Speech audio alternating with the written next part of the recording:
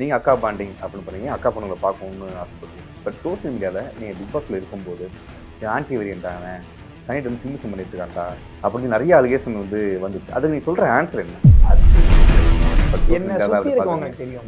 என்னை சுற்றி இருக்கவங்களுக்கு அதான் இப்போ நான் சொன்ன மாதிரி மை கைண்ட் ஆஃப் லவ். நான் வந்து இப்போ அதே வீட்டுக்குள்ளே பார்த்தீங்கன்னா சாண்ட்ராக்காவையும் நான் அக்கா தான் கூப்பிடுவேன். ஆனால் சாண்ட்ராக்கா கிட்ட அவ்வளோ பெருசாக போக மாட்டேன், அவ்வளோ க்ளோஸாக இல்லை. பாரு இங்கே கண்டஸ்டன்ட்டுக்கு முன்னாடி பாரு வந்துட்டு ஒரு விஜே, பாரு மக்களோட டைரெக்டாக கனெக்ட் ஆன ஒரு ஆளுன்றது நம்ம மறக்கக்கூடாது. ஆடியன்ஸ் பல்ஸ் பாருக்கு நல்லா தெரியும். So she knows how to play. இந்த லவ் கண்டென்ட்டை உள்ளே எடுத்துகிட்டு வந்தால் ப்ரோ உண்மையாக நான் ஓப்பனாக கேட்டே இருப்பேன். லவ் பண்ணனா லவ் பண்ணேன்னு சொல்லு. நீங்கள் 2 பேர் லவ் கண்டென்ட் பண்ணுறீங்க, லவ் பண்ணல அப்படின்னும் போது இந்த கோர்ட் டாஸ்க் வரும்போது பாரு சொல்கிற வார்த்தை we are more than, we are not friends, we are not lovers, we are more than friends. Kamaruddin வார்த்தையை விட்டுருப்பான், எங்கள் லவ் அப்படின்ற மாதிரி ஒன்று விட்டுருப்பான். ஏன்னா அது லவ்வே இல்லை, கிஸ்ஸே பண்ணல ப்ரோ, அது கிஸ்ஸே கிடையாது. ஏன்னா வீடியோஸ் ஒன்று இருக்குது, அது கிடையாது. அந்த கால சர்க்குலரும் வந்துச்சு. பட் வந்து இங்கே என்னன்னா சோஷியல் மீடியாவில் வந்து அவங்க வந்து ஹக் பண்ணிட்டு இருந்தாங்க இருக்கலாம். ஏன்னா நீங்கள் சொல்கிறது பார்த்தீங்கன்னா எனக்கு தெரிஞ்சு தட் வாஸ் மிட் நைட்டுன்றதுனால பிக் பாஸ் அந்த டைமில் வந்துட்டு இருப்பாரா இல்லையான்றது நமக்கு தெரியாது. ரெக்கார்டட் வாய்ஸ் தான் மோஸ்ட்டாக போவோன்றதுனால அந்த டைமில் மேபி அவங்க வந்துட்டு சொல்ல முடியாமல் இவங்க 2 பேருக்கு இந்த மாதிரி ஒரு சவுண்ட் ஒன்று வந்துச்சுன்னா, அதுவும் ரேண்டமாக நைட் டைமில் டாக் பார்க் வந்துச்சுன்னா அவங்களே புரிஞ்சுட்டு தள்ளி போயிடுவாங்க அப்படின்றதுனால மேபி பண்ணியிருக்கேன். ஷாக்குன்றது பெருசாக கிடையாது ப்ரோ. நான் எப்போ எவிக்ட் ஆனாலுமே வந்துட்டு I was prepared, I was ready. ஏன்னா 77 டேஸ்ன்றதுலாம் வந்துட்டு ஒரு நானே நம்ப மாட்டேன், நான் உள்ள 77 டேஸ் இருந்தது. Title sponsors MCR, Max Gold, Cash for Gold, Let's Go Holidays, The Chennai Silks presents Big Boss Season 9 exclusive interview supported by We Care, Jayachandran, Darling, Anuj Styles. Canada தமிழர்களுக்கு வணக்கம். இப்போ நம்ம கூட யார் இருக்கா அப்படின்னு பார்த்தீங்கன்னா பிக் பாஸ் ப்ராப்ளம் எஃப்ஜே அப்படின்னு சொல்லவா, இல்லை ஹிப்ஹாப் ஆர்டிஸ்ட் எஃப்ஜேன்னு சொல்லவா, எது உங்களுக்கு வந்து ரொம்ப ப்ரௌடாக இருக்கும்? FJ bro, FJ hip hop artist FJ அப்படின்னு சொல்லும் போது நான் வந்து பிராண்டு நேம் கடத்தி வச்ச மாதிரி இருக்கும், அதனால எஃப்ஜே போதும். FJ okay. இப்போ எப்படி இருக்கு ரிசப்ஷன் உங்களுக்கு மக்கள்கிட்ட வந்து பிக் பாஸ் 75 நாள் இருக்குங்க கிட்டத்தட்ட. எப்படி ரிசப்ஷன் எப்படி இருக்கு? இப்போ ஏரியாவில் வந்து நாங்கள் ஏரியா வீடியோலாம் பார்த்தோம், அந்த மக்கள்கிட்ட எப்படி ரெஸ்பான்ஸ் இருக்கு? ஒரு மாதிரி ரொம்ப ஹாப்பி ப்ரோ. நேற்று தான் போனேன். நேற்று போகும்போது தான் வந்துட்டு ஏரியாவில் இருக்க மக்கள்லாம் பார்க்கும்போது அவங்களுக்கு என்னன்னா, அவங்களுக்கு என்ன ஃபீல் ஆயிடுச்சுன்னா, எங்க ஏரியால இருந்து ஒருத்தன் போயிருக்கான்ல அவன் தான் எங்களுக்கு சூப்பர் ஸ்டார் அப்படின்ற மாதிரி ஒரு ஃபீலுக்கு போயிட்டாங்க. நீங்க பாத்தீங்கன்னாலே தெரியும், அந்த வீடியோ ஆயிடுச்சா, அதுல பாத்தீங்கன்னாலே தெரியும். ஒரு வீட்லயுமே வந்துட்டு ஷால்வை போட்டு வரவேற்று எல்லாருமே வந்துட்டு சூப்பரு, செம்ம செம்ம செம்ம நல்லா பண்ண, நீ வந்துட்ட, எங்க நம்ம பையன் ஒருத்தன் வந்துட்டேன் அப்படின்னு. அது ரொம்ப பர்சனலா இருந்தது. அது நான் ஜெயிச்சேன் தோத்தேன் அப்படின்றது இல்லாம நான் உள்ள போனதே வந்துட்டு எங்க வீட்டு பையன் போயிருக்கான் அப்படின்ற ஒரு ஃபீல் தான் வந்துட்டு எல்லாருக்குமே இருந்தது. எல்லாருமே செம்ம ஹாப்பி. ஸோ அங்கே பார்த்த வரைக்கும் ரெஸ்பான்ஸ் எனக்கு கேட்டிங்கன்னா சூப்பரான ரெஸ்பான்ஸ். அவங்களுக்கு நம்ம வீட்டிலேருந்து ஒருத்தன் போயிருக்கான்னும் போது அவங்க கொடுக்குற ரெஸ்பான்ஸ் எல்லாமே ஓகே. ஆனால் அவுட் சைட் தட் இன்னும் பெருசான ரிவ்யூஸ் பார்க்கல, ரெஸ்பான்ஸ் எதுவுமே பார்க்கல. மேபி இன்னொரு 1 வாரம் கழிச்சு வெளியே போனால் தான் அந்த ரெஸ்பான்ஸ் என்னன்றது தெரியும். இப்போ நீங்கள் எவிக்ஷன் ஆகும்போது நான் எவிக்ஷன் ஆக மாட்டேன்னு ஒரு கான்ஃபிடென்ட்ல இருந்தீங்க, நீங்களும் சரி ஆதியும் சரி, நம்ம அப்படியே ஆக மாட்டோம் இந்த வீட்டு மேலே சொல்லுவீங்க. பட் திடீர்னு எவிக்ஷன் சொல்லும்போது உங்களுக்கு எவ்வளோ ஷாக்காக இருந்துச்சாங்க? என்னெல்லாம் தோணுச்சு உங்கள் மைண்டில்? எனக்கு ஷாக்குன்றது பெருசாக கிடையாது ப்ரோ. நான் எப்போ எவிக்ட் ஆனாலுமே வந்துட்டு I was prepared, I was ready. ஏன்னா 77 டேஸ்ன்றதுலாம் வந்துட்டு ஒரு நானே நம்ப மாட்டேன், நான் உள்ள 77 டேஸ் இருந்தது. ஸோ எவிக்ஷன்ன்றதை நான் பெருசாக ஷாக்லாம் ஆகலை. ஏன்னா ஒரு சின்ன வருத்தம், இந்த ஃப்ரீஸ் டாஸ்கில் இருந்துட்டு நம்ம அது முடிச்சுட்டு வந்திருக்கலாம் அப்படின்ற வருத்தம் மட்டும் இருந்தது. அதை நான் பெருசாக காமிக்கவும் விரும்பலை. ஏன்னா நம்மளை பிடிச்ச கண்டஸ்டன்ஸ் உள்ளே இருப்பாங்க. ஸோ அப்படி இருக்கும்போது எனக்கு தெரியும் கனி இருக்குது, கனிக்கா வந்துட்டு நான் போகும்போது கண்டிப்பாக அது அழ போயிடும் அப்படின்றத நான் நினச்சேன். ஆனால் கனியக்கா சொல்லிட்டாங்க, நான் அழமாட்டேன் நீ போகும்போது, எனக்கு அழ வேண்டாம் அப்படின்றது. சபரி வந்துட்டு நீ போகும்போது நான் கண்டிப்பாக அழுதுருவேன்டா, எனக்கு அழ வந்துடும்டா அப்படின்னா, நான் வந்துட்டு சபரி இருக்கும்போது எனக்கு பெருசாக இவங்க 2 பேரோட கேம் நான் எமோஷ்னலி வீக் ஆகிட்டேன், ஐயையோ நான் போயிட்டேன் அப்படின்ற அந்த ஷாக்கை காமிச்சு வீக்னஸை காமிச்சிட்டேன்னா அவங்க கேம் வந்துட்டு இதனால ஒரு நாள் இல்லை அரை நாளாச்சும் வந்துட்டு அஃபெக்ட் ஆகும் அப்படின்ற ஒரு பயம் எனக்கு இருந்தது. அதனால எதையுமே பெருசாக காமிக்கல. ஆனால் வருத்தம் இருந்தது கண்டிப்பாக. அதெல்லாம் விட பெரிய வருத்தமாக இருந்தது எனக்கு வந்துட்டு கனியக்காவோட ரிலேஷன்ஷிப் வந்துட்டு அந்த பாண்ட் வந்து எனக்கு நான் உள்ளேயே சொல்லியிருப்பேன், என்னோட சொந்த அக்காங்க கூட இருக்க ஒரு பாண்ட் வந்துட்டு அவ்வளோ பெருசாக கிடையாது. ஸோ பாண்ட் இருக்கு, ஆனால் ரொம்ப எலாபரேட் பண்ணி என்னோட வே ஆஃப் லவ்வே வந்துட்டு டோட்டலா வேற ப்ரோ. எனக்கு வந்துட்டு நான் போயிட்டு வந்துட்டு செல்லம் சாப்பிடுங்க இந்தாங்க அப்படின்னு பாசமா பேசுறது கிடையாது. என்னோட வே ஆஃப் லவ்வே வந்துட்டு நான் வந்துட்டு சாப்பிடலையா சாப்பிடு போ இந்த மாதிரியான லவ் தான். ஸோ அதுல வந்துட்டு நான் கனியக்காவோட பாத்தீங்கன்னாலே தெரியும் அந்த மாதிரி தான் நான் வந்துட்டு பைத்தியம் சாப்பிடலையா போய் சாப்பிடு ஒழுங்கா அந்த மாதிரி தான் போயிட்டு இருக்கும். ஸோ அந்த பாண்ட் உள்ள சூப்பரா கிரியேட் ஆச்சு. அப்படி இருக்கும் போது அக்கா பொண்ணுங்க உள்ள வராங்க அவங்கள பார்க்குறோம் அப்படின்ற ஒரு சந்தோஷத்தோட வெயிட் பண்ணிட்டு இருந்தேன். ஸோ அந்த சந்தோஷம் வந்து வெளியே வந்தோம் நம்மளால பார்க்க முடியும். ஆனா அங்க ரிலேஷன்ஷிப் ஒன்று ஃபார்ம் ஆச்சு எனக்கும் அக்காவுக்கும். அந்த ரிலேஷன்ஷிப் ஃபார்ம் ஆகும்போது என் அக்கா பொண்ணுங்களை அந்த வீட்டுக்குள்ள பார்த்துருந்தா இன்னும் சூப்பரா இருந்திருக்கும் அப்படின்ற ஒரு ஆசை இருந்தது. அதனால பெருசா நான் அதை காமிச்சிக்கல. ஓகே பரவாயில்ல, it's game. At end of the day it's all game. So போனோம், போய் தான் ஆகணும் ஒரு நாள். அது இப்போவா இருக்கு. நான் வந்த வேலை ஓரளவுக்கு முடிஞ்சிருச்சு, பர்பஸ் முடிஞ்சிருச்சு அப்படின்னு ஒரு மாதிரி ஜாலியாக தான் வந்தேன். ரொம்ப அழகா சொன்னீங்க. நான் கேட்கப்பட்ட கேள்வி வந்து கடைசி கேட்கலாம் தான் வச்சிருந்தேன். இப்போ நீங்கள் சொன்னோடனே நான் வந்து கேட்குறேன். நீங்கள் அக்கா பாண்டிங் அப்படின்னு பண்ணீங்க, அக்கா பொண்ணுங்களை பார்க்கணும்னு ஆசைப்படுறீங்க. பட் சோசியல் மீடியாவில் நீங்கள் பிக் பாஸ்ல இருக்கும்போது ஆன்டி வேரியன்ட்டாங்க கனிட்டு வந்து சில்மிசம் பண்ணிட்டு இருக்காண்டா அப்படின்னு நிறைய அலிகேஷன் வந்து வந்துச்சு. அதுக்கு நீ சொல்ற ஆன்சர் என்ன? அது பாத்தீங்களா? அது ஃபர்ஸ்ட் தெரியுதா? அது ஃபர்ஸ்ட் பாத்தீங்களா அந்த மாதிரி ட்ரோல் நான் அதை பெருசா இன்னும் சோஷியல் மீடியா எதுவுமே பார்க்கல ப்ரோ.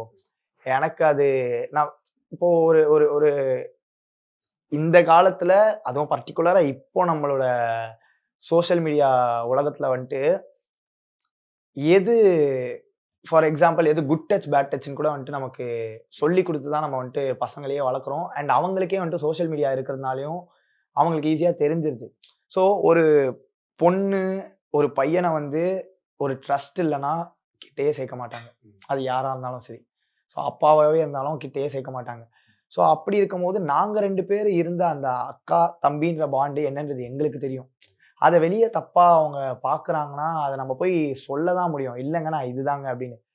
ஒருத்தனுக்கு வந்துட்டு நான் பிடிச்ச முயலுக்கு 4 கால் தான், இல்லை நான் பிடிச்ச முயலுக்கு வந்துட்டு 3 கால் தான் அப்படின்னு சொல்றாங்கன்னா நம்ம வந்துட்டு இல்லைப்பா 4 கால்னு சொல்ல தான் முடியும். அவங்கள நம்ப வைக்கிறது அவங்களுக்கு ப்ரூவ் பண்ணணுன்றது நம்ம வேலை கிடையாது. ஸோ எங்களுக்கு தெரியும். பட் இந்த லேபர் உங்களுக்கு எவ்வளவு கஷ்டமா இருக்கு? இந்த ஆன்டி வேரியன், இந்த ப்ராஜெக்ட்ஸ் அப்படிலாம் சொல்லும் போது உங்களுக்கு அது எவ்வளவு கஷ்டமா இருக்கு உங்களுக்கு கேட்கும் போது வந்து? இல்ல ஓகே ஜஸ்ட் லைக் தட் விட்டுருவீங்களா? அவ்வளவுதான். நான் அதுதான் சொன்னேன்ல ப்ரோ, இது சேம் ஆன்சர் தான். நான் அவங்க கிட்ட போயிட்டு டேய் நான் இப்படி இல்லடா, நான் இப்படி இல்லப்பா, நான் இப்படி இல்லமா அப்படின்றத வந்துட்டு ப்ரூவ் பண்றதுக்கு எதுவுமே இல்லை என்கிட்ட. இப்போ நீங்க வந்துட்டு கையில அடிபட்டிருக்குன்னு நீங்க என்கிட்ட சொல்றீங்க. என் கையில அடி இல்லடா இங்க பாருடா அப்படின்னு நான் உங்ககிட்ட காட்ட முடியும். ஆனா என் மனசுக்குள்ள இருக்க விஷயத்த வந்துட்டு நான் உங்ககிட்ட காட்ட முடியாது, சொல்லதான் முடியும். அதை புரிஞ்சுக்கிறதும் புரிஞ்சுக்காததும் உங்க கையில தான் இருக்கு அப்படின்றதுனால நான் அதை சொல்றேன். ஏய் உண்மையாவே எனக்கு அக்கா வந்துட்டு எனக்கு ரொம்ப பிடிக்கும். உங்க அம்மாவே 2 பேர் சொல்லியிருந்தாங்க, நான் யாருக்குன்னு இடத்துல வந்து கனி இருக்காங்க அப்படின்னு ஒரு இன்டர்வியூ சொல்லியிருந்தாங்க. நீ வெளியே போய் பாருங்க, நீங்களே வந்து பாருங்க. உங்க அம்மா வந்து சொல்லியிருந்தாங்க. ஓகே, அந்த அளவுக்கு உங்க வீட்லயும் வந்து நேசிக்கிறாங்க. என்ன சுத்தி இருக்கவங்களுக்கு தெரியும். என்ன சுத்தி இருக்கவங்களுக்கு அதான் இப்ப நான் சொன்ன மாதிரி my kind of love is this. நான் வந்து இப்போ அதே வீட்டுக்குள்ள பாத்தீங்கன்னா சாண்ட்ராக்காவையும் நான் அக்கா தான் கூப்பிடுவேன். ஆனா சாண்ட்ராக்கா கிட்ட அவ்வளவு பெருசா போக மாட்டேன், அவ்வளவு க்ளோஸா இல்லை. கனியக்கா கிட்ட வந்திருக்குன்னா அது வந்து அந்த அந்த நமக்கு ஒண்ணு கொடுக்குறாங்கல்ல, அதை நம்ம கொடுக்கணும். இப்போ எனக்கு கொடுக்குறீங்கன்னா ஒன் சைடடாவே நான் எடுத்துட்டே இருந்தேன்னா நான் செல்ஃபிஷ். நான் செல்ஃபிஷா இருக்க விரும்பல. எனக்கு ஒரு ஒரு அக்கா பாசம் வருது. எனக்கு நான் ஜென்ரலாவே நான் வந்துட்டு அக்கா தம்பி பாசம், அதுல தங்கச்சி, அது எல்லாத்தையுமே நான் வந்துட்டு பயங்கர வீக். எனக்கு வந்துட்டு நான் எப்பவுமே யோசிக்கிறது வந்துட்டு என் கேர்ள் ஃப்ரெண்டா வச்சுக்கிட்டா கூட நான் வந்து அவ்வளோ பெருசா வந்துட்டு பயப்பட மாட்டேன். என் அக்காவா தங்கச்சியா வச்சுக்கிட்டேன்னா நான் பயங்கரமா பயப்படுவேன். ஏன்னா அவங்க சொன்னாங்கன்னா நான் வந்துட்டு பயங்கரமா உடஞ்சிருவேன். என்னை ஏதாச்சும் இது இது இது பண்றது எனக்கு பிடிக்கல, அது தப்பு அப்படி இப்படின்னு ஏதாச்சும் சொல்லும் போது நான் பயங்கரமா உடஞ்சிருவேன், பயங்கரமா எமோஷனலி வீக் ஆயிடுவேன். ஸோ அப்படி இருக்கும் போது உள்ள அதான் சொல்லும் போது சொல்லதான் முடியும். அதுக்கு மேல புரிஞ்சுக்கிறதும் புரிஞ்சுக்காததும் உங்க கையில அப்படின்ற மாதிரி நான் விட்டுருவேன். பேசும்போது அழகாக பார்த்தீங்க. அதாவது சொசைட்டி வந்து குட் டச் பேட் டச்னு வந்து சொல்லி இருக்குது அப்படின்னு. இப்போ பேட் டச் அப்படின்னு சொல்லி ஒரு இந்த வீக் வந்து ஒரு ப்ராப்ளம் ஆச்சு. அதாவது பார்வை வந்து என்ன சொன்னாங்கன்னா கம்பெனி வந்து என்ன பேட் டச் பண்ணுற மாதிரி ஃபீல் ஆகுது அது மாதிரி இருந்தாங்க. அது கம்பெனி வந்து திரும்ப வந்து சண்டை போட்டுருந்தாரு. இப்போ அங்கே அந்த லவ் போர்ஷன் எப்போ இருக்கும்? அங்கே அவங்க வந்து உண்மையாக லவ் பண்ணுறாங்களா இல்லையா? ப்ரோ எனக்கு அது ஜென்யூனாக லவ்வாக தெரியல ப்ரோ. எனக்கு நான் பார்வை பார்த்த வரைக்கும் நான் உள்ளேயே நிறைய இடத்துல ரெஜிஸ்டர் பண்ணியிருப்பேன். நோட்டா படம் பார்த்தீங்கன்னா நோட்டா படத்தில் வந்துட்டு நம்ம நாசர் சார் வந்துட்டு ஆக்சிடென்ட் ஆயிரும், ஒரு சிஎம்மாக இருப்பார், பாம் ஆக்சிடென்ட் ஆயிரும். அப்போ வந்து நம்ம சத்யராஜ் சார் வந்துட்டு விஜய் தேவர்கொண்டாவுக்கு அட்வைசர் மாதிரி ஒன்று பண்ணிட்டு இருப்பார். அப்போ வந்து இவர் ஃபோன் கேட்கும்போது நாசர் சார் விஜய் தேவரகொண்டா வந்து ஃபோன் கொடுத்துட்டு வந்துட்டு இருப்பாரு. வந்து இதை வந்துட்டு சத்யராஜ் சார் கிட்ட சொல்லுவார்.